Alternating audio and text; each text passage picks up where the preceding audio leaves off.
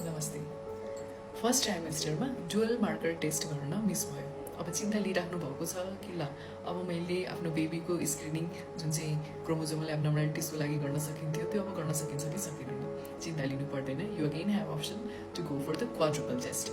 Quadruple test भनेको पनि screening test हो, जुनमा चाहिँ अगेन हामी क्रोमोजोमल एब्नर्मालिटिज वा न्युरल ट्युब डिफेक्टको सम्भावना हामी पत्ता लगाउन सक्छौँ। र यसमा 4वटा जाँच गर्नुपर्ने हुन्छ: अल्फा फेटोप्रोटिन, बीटा एचसिजी, अनकन्जुगेटेड एस्ट्रायल र इन्हिबिन ए। र क्लिनिकल बायोकेमिस्टहरूले यो 4वटा मार्करको साथसाथै आमाको एज, वेट, गर्भको हप्ता, डायबिटिज र अन्य जानकारीहरू मिलाएर रिस्क क्यालकुलेसन गर्छ। यो quadruple test down syndrome, Edward syndrome र spina bifida or neural tube डिफेक्टको लागि गरिन्छ। यदि हाई रिस्क रिपोर्ट आएको छ भने बच्चाले निश्चित रूपमा यो रोग लागेको छ भने होइन, हामी फर्दर इभ्यालुएसन गर्नुपर्छ, जसको लागि चाहिँ हामी फर्दर डिटेल्ड एनोमेली स्क्यान गर्नुपर्ने हुन्छ, एम्नियोसेन्टेसिस गर्नु पर्यो, एनआइसिटी चाहिँ गर्न सकिन्छ।